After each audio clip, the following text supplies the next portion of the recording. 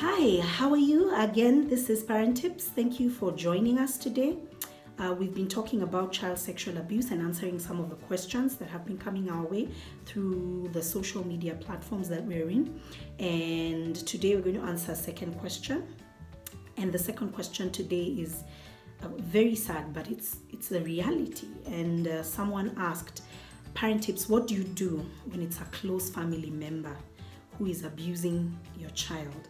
Or you discover that a close family member has abused your child? How do you handle that conversation? Now, first, child sexual abuse within the family has a term. It's called intrafamilial sexual abuse. That is when a child is sexually abused by a close family member, when the perpetrator is a close family member. The perpetrator, as always, may be male or female. We have to also acknowledge that a lot of intrafamilial child sexual abuse goes undisclosed. First, because the child may be afraid of the perpetrator. Secondly, the child may actually have affectionate feelings towards the perpetrator because this is someone they know and this is someone they trust, and they don't want the perpetrator to get into trouble. Thirdly, is the child may trust the perpetrator and may not even be aware that what is being done to them is wrong, because as we said, this is someone that they trust and someone that they know. So intrafamilial child sexual abuse is often shrouded in disbelief, shock, and most of all secrecy, because we want to uphold the image of the family, and sometimes we don't know how to deal with it when it's a family member. I mean, how do you explain to your family that you're pressing charges against a brother or a sister or an uncle or an auntie? Those are very difficult conversations. But I'll go back to the very first thing you do to a child who confides in you that they've been sexually abused, or a child you find out has been sexually abused, whether it's a family member or not. The first thing you do is reassure them of their security, reassure them of their safety, tell them your role is to protect them.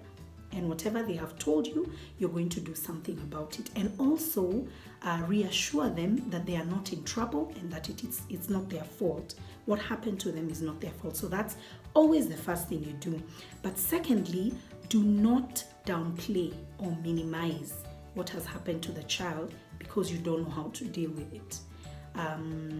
It's easy to say, hey, I think you're lying, or are you sure, why are you saying this about my husband or my brother or my sister? Why are you saying this about your brother or your sister? How could you say that your sister did this to you? And it's easy to ostracize and victimize the victim.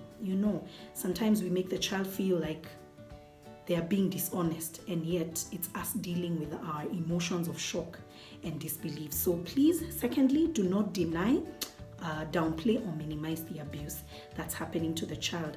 Thirdly, do not bend to the temptation of refusing to take sides, because when such things happen, family members tend to take sides.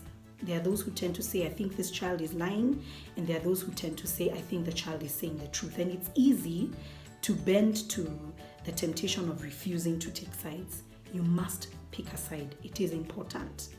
And children are vulnerable. And in this case, a child has been taken advantage of. There is no room for not taking sides. You need to pick a side, and you need to defend the child from the perpetrator first and foremost, automatically. I know there are cases where children have been discovered to have lied, that a family member did something sexually abusive to them. That happens, yes.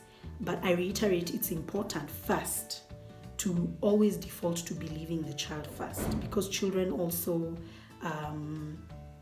may not really have a lot of capacity to lie, especially about such things. Many times when a child confides in you that they've been sexually abused, most of the time it's true. So always pick a side, and pick a side to defend the child. Thirdly, separate the perpetrator from the child. That is very important. As part of making the child feel secure, it's important that you separate the child from the perpetrator.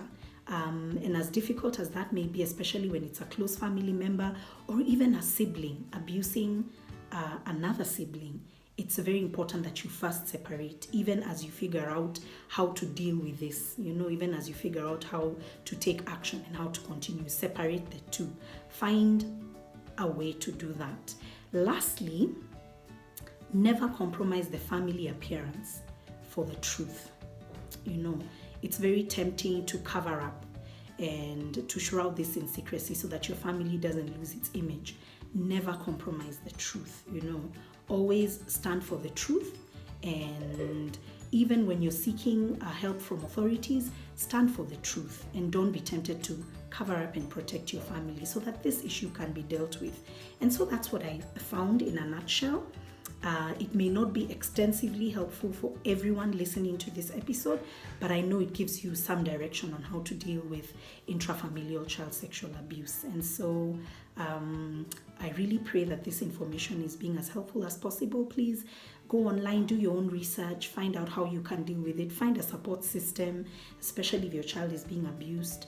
Find trusted adults to confide in, people who can surround you even in the midst of broken families, because those may be some of the results of dealing with intrafamilial sexual abuse. And I hope this information is helpful to you.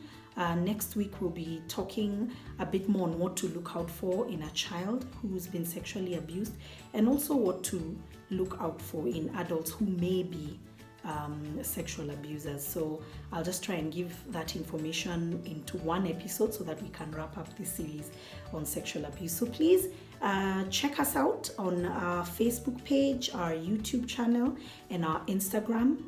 We are Parent Tips KE. Please follow us, like us, and subscribe to our channels. We put up videos every Wednesday by close of business, which is by 5 p.m. We do our best to put up a video about that. And so I'm looking forward to seeing you guys next week. Have a fantastic week and God bless you. Bye.